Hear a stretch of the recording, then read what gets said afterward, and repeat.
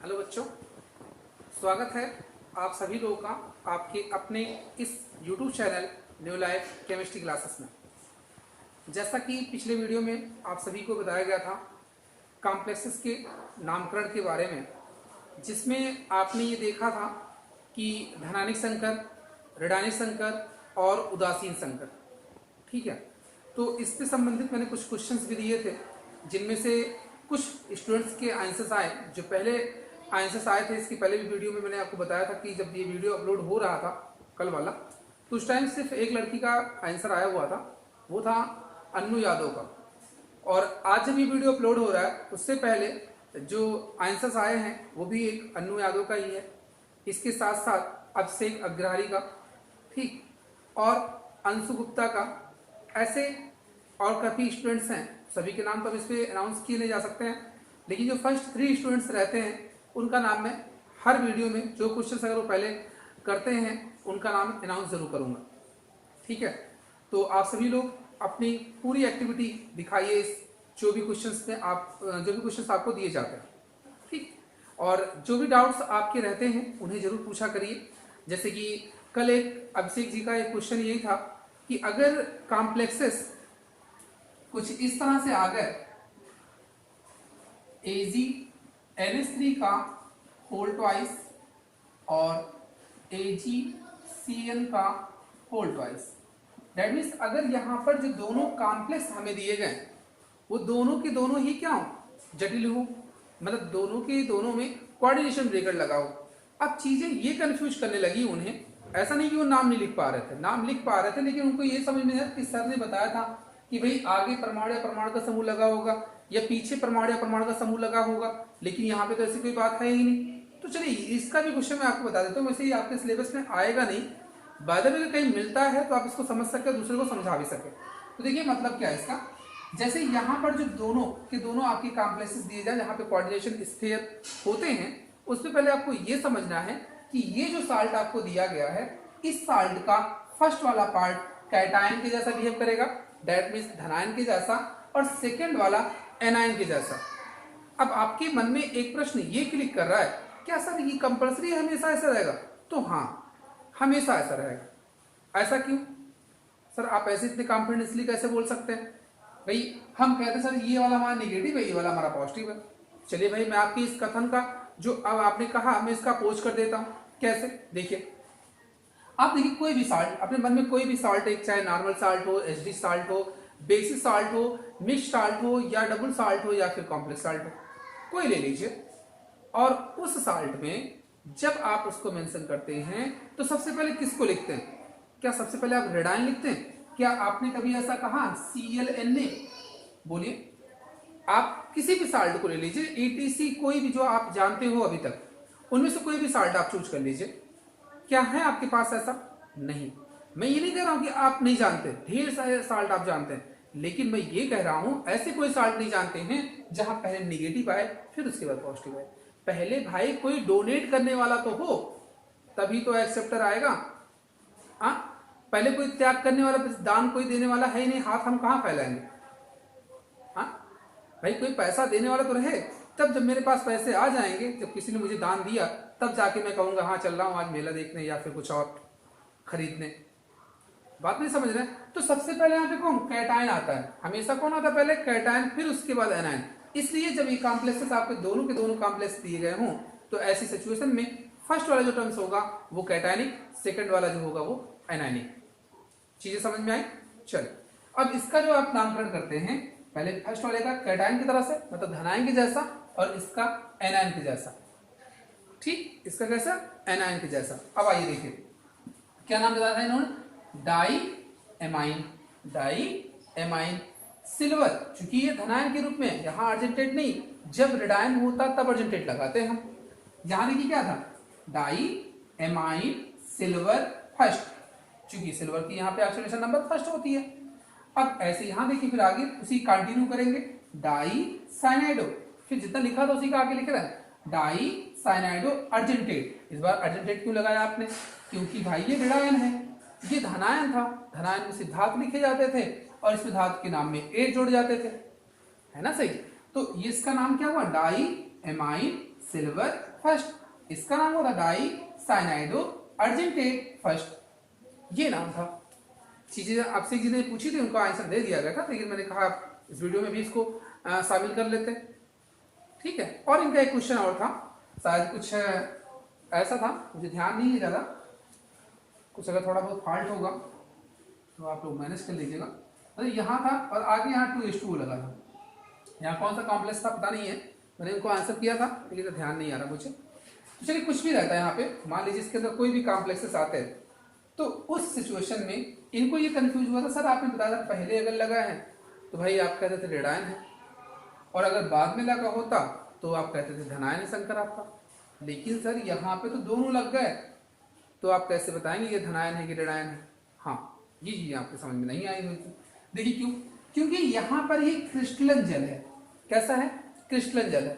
जब आप इसे हीट करते हैं, मन में ही समझिए, जब आप इसे क्या करते हैं, हीट करते हैं, गर्म करते हैं, तो ये क्या होंगे, ये वाटर के जो पार्टिकल्स हैं, वाटर के जो मॉलिक्यूल्स हैं, वो क्या होंगे, वेपराइज्ड, तुरंत क्या होंगे, वेपराइज्ड, और इनका आयनाइजेशन यहाँ पे पॉसिबल नहीं है। ठीक, जब ये यहाँ से बाहर निकल जाएंगे तो आयन किसका होगा, इन्हीं का तो होगा। तो भाई ये पॉजिटिव, ये वाले निगेटिव, ये पॉजिटिव, ये वाले निगेटिव, ठीक है ना। तो जब ऐसा हुआ इसका मतलब मेरा शंकर कैसा, शंकर कैसा, निगेटिव वाला, और निगेटिव वाले जैसे रूल के अकॉर्डिंग हम करेंगे। यहाँ वाटर पार्टिकल्स आ जाएं या कोई गैसीय पार्टिकल्स आ जाएं, वो अगर आप हीट करेंगे तो वो सीधे क्या होंगे, वेपराइज्ड, और गैसीय मॉलिक्यूल्स वहां पर क्या होते हैं, आयनाइज्ड नहीं होते हैं, ये पढ़ा है आपने, ठीक है। तो ये थे उनके डाउट्स। चलिए इसी तरह से और कुछ लोगों के डाउट्स मिले मुझे, जिनको मैं यहाँ पे आज स्पष्ट करना चाहता हूँ इस लेक्चर में। ये लेक्चर आपके लिए समझिए एक तरह से extra lecture but important lecture है ना, क्योंकि कुछ चीजें हो सकती हैं किसी को समझ में ना आई हो, या किसी को वीडियो मिल नहीं पाई हो, किसी कारण से कुछ और डाउट्स रहे हों, तो मैं उनको आज यहाँ पे दूर करने का प्रयास करता हूँ। सबसे पहले मैं आज यहाँ पे बात करूंगा उपसार संयोजन संख्या की। उपसार संयोजन संख्या शायद बताया गया होगा आपको इसके पहले वाले वीडियो में। उपसार संयोजन संख्या, इसको आप समन्वय संख्या भी बोलते हैं, समन्वय संख्या, डेट मीन्स इसे कोऑर्डिनेशन नंबर कहा जाता है। ये सर आप फिर दोबारा क्यों बता रहे हैं, क्या इतनी जरूरत पड़ गई इसकी कि आप इसको रटे हुए हैं कि बार बार एक ही चीजें पढ़ाते रहें? हाँ, कुछ लोगों को कहना है कि सिलेबस जल्दी से कंप्लीट करिए। अरे सिलेबस पहले कंप्लीट कर कहाँ जाना है, रहना तब भी तो घर ही पे है। अभी सिलेबस के लिए एकदम फुल कॉन्फिडेंस में रहिए कि शैलेंद्र सर का कोर्स कभी भी ब्रेक डाउन नहीं होगा, और कभी भी वो ऐसा नहीं होगा कि आपको कुछ टॉपिक छूट जाएगा। ये पिछले रिकॉर्ड में भी चेक कर लीजिएगा, करंट में जो चल रहा है इसमें भी चेक कर लीजिएगा, ठीक है। वीडियो और चीज़ें अगर आपके समझ में आती हैं, ऐसा नहीं मैं डेली वीडियो अपलोड कर दूँ, डेली लगाता हूँ, चीज़ें दिमाग में तो आनी चाहिए। मैं कंटिन्यूसली बना देता हूँ, लगातार लिखते चलूँ, हाँ समझ में आए तो बढ़िया, ना समझ में और बढ़िया, जल्दी से कोर्स तो खत्म होगा। हाँ, तो कोर्स के पीछे मत भागिए, जितनी चीज़ें आप जानना, वैसे ही सिलेबस इतना शार्ट हो चुका है, हम सोचते हैं एक दूसरे को रिलेट करें, थोड़ा सा आपको ड्यूरेशन मिलना चाहिए चीज़ों को समझने के लिए, है ना। वो आपके ऊपर डिपेंड करता है कि आप कैसे उसको हैंडल करते हैं। हमें क्या है कि इस तरह से हम कोई भी चीज़ समझाना चाहें, लेकिन तब आप जब आप इसको समझ जाएं तब मैं ये कहूँगा कि हाँ ये वीडियो सक्सेसफुल रहा। 50 लोग अगर वीडियो को विजिट कर रहे हैं, उनमें से 30 लोगों के अगर आंसर आ रहे हैं तो ये लगता है कि हाँ सेटिस्फैक्शन चल रहा है, क्योंकि 100% रिजल्ट तो कोई नहीं दे सकता है, ना हम, ना आप, ना ही संस्था। तो इसलिए थोड़ा सा पेशेंस रखिए। जो स्टूडेंट्स इस तरह के कमेंट्स करते हैं, ऐसा नहीं मुझे हर्ट हुआ, लेकिन मैं इस चीज़ को क्लास टाइम में बताता था, इस टाइम फिर से बता रहा हूँ कि सिलेबस की चिंता आपकी नहीं, टीचर्स की है। सिलेबस मुझे कंप्लीट करना है, आपको नहीं। आपका सिर्फ वर्क है केवल चीज़ों को समझना अच्छे से। चीज़ें अगर आपके समझ में आ जाएंगी, सिलेबस अपने आप रन करेगा। क्योंकि अगर मैं एक टॉपिक को एक हफ्ते लगातार खींचता चलूँगा तो क्या होगा, पता ये लगेगा कि जितने मुझे एक हफ्ते में 7 वीडियोज अपलोड करने थे, एक पे ही खत्म नहीं हो पा रहा अभी। क्यों? क्योंकि आपको समझ में नहीं आ रहा। तो मैं ये सोचता हूँ मैं एक ही वीडियो अपलोड करूँ, लेकिन वो एक वीडियो आपके माइंड में 99% फिट हो जाए, ठीक है ना। तो इस तरह से आपको ये मैं समझाना चाह रहा हूँ कि यहाँ समन्वय संख्या इसलिए बताई जा रही है मुझे क्योंकि मुझे VBT पढ़ना है, वैलेंस बॉन्ड थ्योरी पढ़नी है, और वैलेंस बॉन्ड थ्योरी के लिए 4 चीजें कंपलसरी हैं।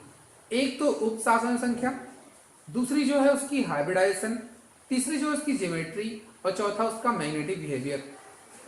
ठीक, तो कोऑर्डिनेशन नंबर मतलब समन्वय संख्या हमें जाननी थी, हम इसको पहले जाना भी चुके हैं, इसको मतलब बता भी चुके हैं आपको। तो अब इसके बाद इसको मैं दोबारा इसलिए कर रहा हूँ ताकि ये 4 टर्म्स अगर कुछ एग्जाम में पूछे जाएं तो कंटिन्यूसली कर सकें।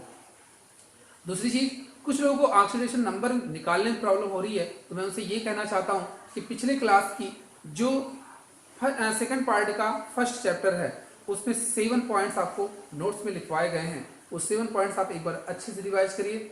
इसके बाद भी अगर ना आए तो आप जरूर बताइए, मैं एक लेक्चर उसी पे अपना क्रिएट कर दूंगा, बहुत लंबा नहीं, मुश्किल से 10-12 मिनट का रहेगा वो वीडियो ऑक्सीडेशन स्टेट निकालने के लिए। अगर आपकी समस्याएं ज़्यादा बढ़ती हैं, तो अगर सबकी समस्याएं सॉल्व हो जाती है उस पॉइंट्स को पढ़ने के बाद, तो मैं उसके वहीं पर ब्रेक कर दूंगा। हाँ देखिए, उपसमन्वय संख्या या समन्वय संख्या की आपसे बात कर रहे थे हम, तो सबसे पहले कोई भी कॉम्प्लेक्स आपको दिया जाए तो उस कॉम्प्लेक्स में आपको ये पता होना चाहिए कि कौन से लीगेंड है ना, उस लीगेंड की दंतुता क्या है, कितने इलेक्ट्रॉन लोन पेयर वो डोनेट कर सकता है, ठीक है। तो उस हिसाब से जैसे मान लीजिए अगर वो मोनोडेंटेट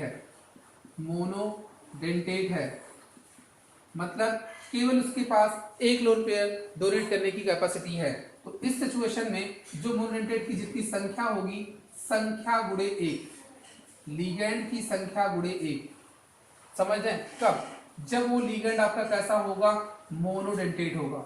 इसी तरह से आगे भी आपको कंटिन्यू करना है, चीजें आप समझ में आ रही होंगी। संख्या गुणे 2 ये कब होगा, जब ये डाइडेंटेट होंगे या बाइडेंटेट होंगे। अब मेरी बात सबको समझ में आ रही होगी कि अगर सर ट्राइडेंटेट हुआ तो संख्या गुणे 3, टेट्रा हुआ तो संख्या गुणे 4। किसकी संख्या? मेरी नहीं, लीगेंड की। किसकी? लीगेंड की संख्या। किससे गुणा करेंगे? 4 से गुणा करेंगे। कब? जब वहां पे टेट्रा आएगा।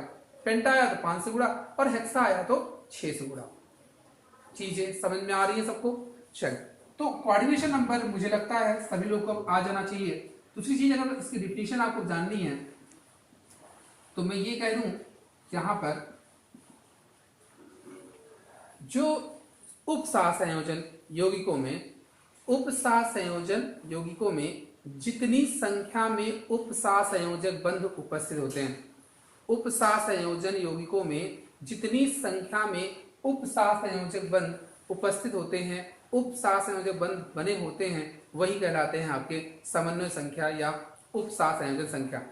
जैसे देखिए यहाँ पे CN साइनाइडो है, इसके पास सिर्फ एक लोन पेयर होते हैं डोनेट करने के लिए, और डोनेट करने के कारण से यहाँ पर इसकी दंतुता 1 हुई, तो संख्या इसकी कितनी है? 6 गुणे 1। तो इस तरह से आपको मिल गया, इसकी समन्वय संख्या 6 आई। मान लीजिए NH3 आता है, वो भी मोनोडेंटेट है, बताए गए हैं आपको मोनो के लिए।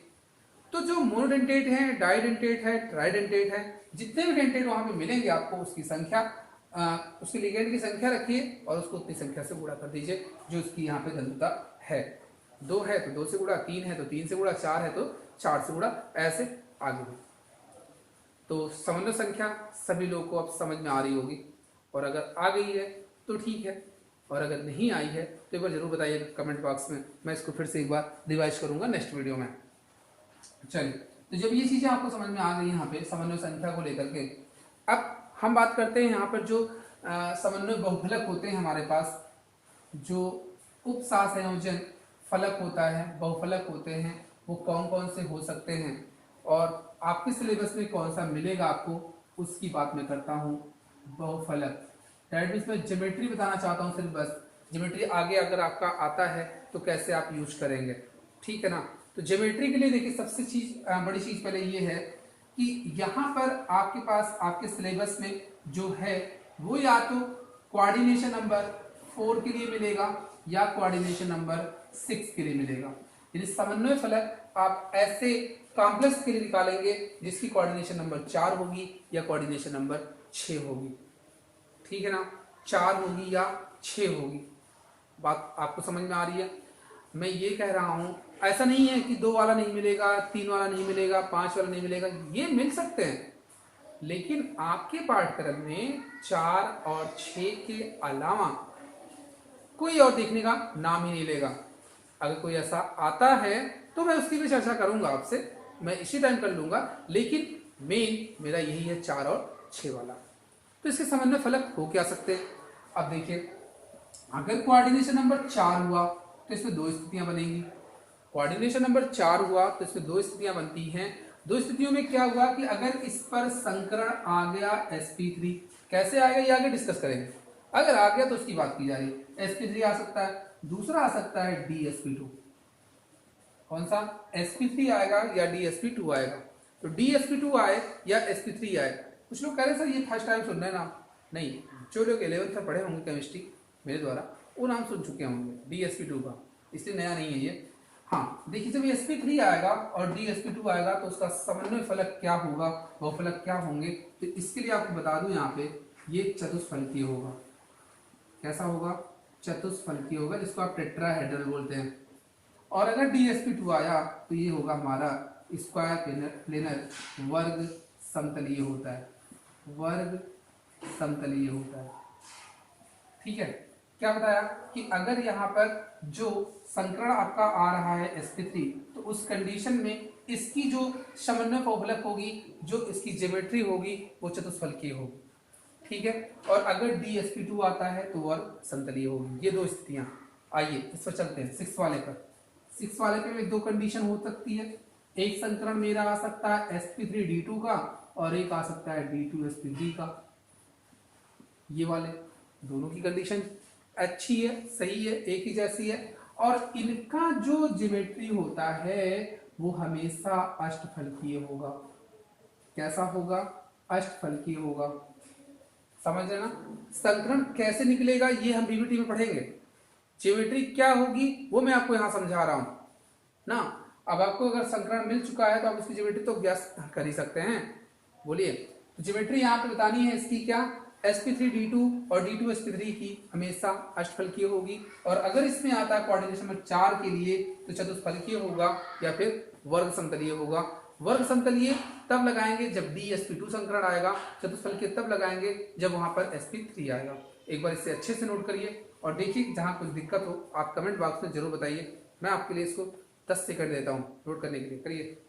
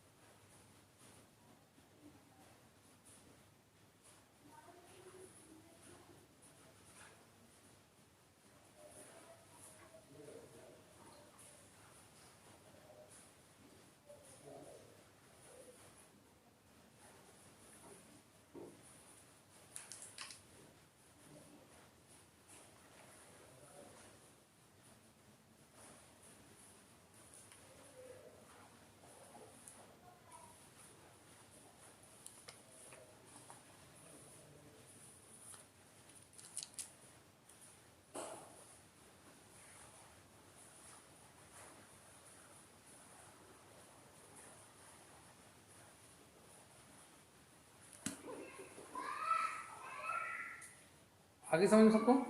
चलिए अब देखिए इसके बाद। हाँ, कुछ लोग ये सोच रहे हैं कि सर मान लीजिए अगर 2 इस पे लिगेंड आ गए तब क्या करेंगे आप? तो भाई अगर 2 लिगेंड आ गए तो उसका लीनियर होगा। कैसा होगा? लीनियर होगा। ठीक, और संकरण आएगा sp। अगर कहते सर आप मान लीजिए 3 आ गए तब, वैसे आएगा नहीं, लेकिन अगर आ गया तब आप क्या बताएंगे? तो भाई उसका जो होगा वो त्रिकोणीय समतलीय होगा। कैसा होगा? त्रिकोणीय समतलीय होगा। 4 के लिए आपको बताया ही गया। अब कुछ लोग सोच रहे हैं सर जी 5 वाला आपको आता ही नहीं, 5 वाला आप बता ही नहीं रहे। 5 वाले में जो आपका आएगा वो त्रिकोणीय द्विपिरामिडीय होगा। कैसा? त्रिकोणीय द्विपिरामिडीय होगा। ठीक है ना? चीजें समझ में आ गई। वैसे वो सब चीजें मिलेगी नहीं, केवल कौन सा? 4 वाला और 6 वाला। तो यहां तक सबको समझ में आ गया। अब देखिए, अगर ये लेक्चर आपको समझ में आ गई है तो अब इसके बाद जो अगले लेक्चर में हम आपसे डिस्कशन करेंगे वो वर्नर थ्योरी पर करेंगे। वर्नर थ्योरी अगर आपको बताई जा चुकी है तो सही है, मेरी समझ से बता दिया गया होगा। और अगर देखते हैं हम इसके लेक्चर्स को प्रीवियस में, अगर नहीं बताया गया है तो मैं इसको एक बार फिर से रिवाइज करूंगा। वर्नर थ्योरी जो कि इंपॉर्टेंट है, एग्जाम में पूछी भी गई है कई बार, अगर वो कंप्लीट हो गई है हमारी तो हम अगले वीडियो में वीबीटी पढ़ेंगे, वैलेंस बॉन्ड थ्योरी। बहुत ही इंटरेस्टेड टॉपिक है। सभी लोग वीडियो को कंटिन्यू जरूर विजिट किया करें और इस चैनल पर आप बने रहिए हमेशा के लिए, क्योंकि आपको इसको चीज़ें हमेशा मिलती रहेंगी। ऐसा नहीं है कि आप बस एकेडमिक का ही मिलता रहेगा, आगे जैसे जैसे चैनल थोड़ा सा इम्प्रूव करेगा, बस इसके 1000 जल्दी से कंप्लीट हो जाए सब्सक्राइबर, फिर इस पर आपको अदर्स जो मिलेंगी और लाइव आप चैनल को देख सकते हैं। जो भी आपके डाउट्स होंगे आप प्रेजेंट रूप से वहाँ पे प्रत्यक्ष रूप से आप अपने डाउट्स को रख सकते हैं। तो आज की इस वीडियो में मैं बस इतना ही रखता हूँ और आप सभी लोगों से ये कहना चाहता हूँ, जितनी चीज़ें मैंने आपको बताई हैं उनको एक बार ज़रूर सब लोग रिवाइज करें और अगर कहीं कुछ दिक्कत होती है तो ज़रूर बताएं। ठीक, वीडियो को अधिक से अधिक सभी लोग शेयर करें। जो नए व्यूअर्स हैं चैनल पर वो चैनल को सब्सक्राइब करें, साथ साथ वीडियो को लाइक भी करें। ठीक, तो चलिए मिलते हैं आप सभी से अगले वीडियो में।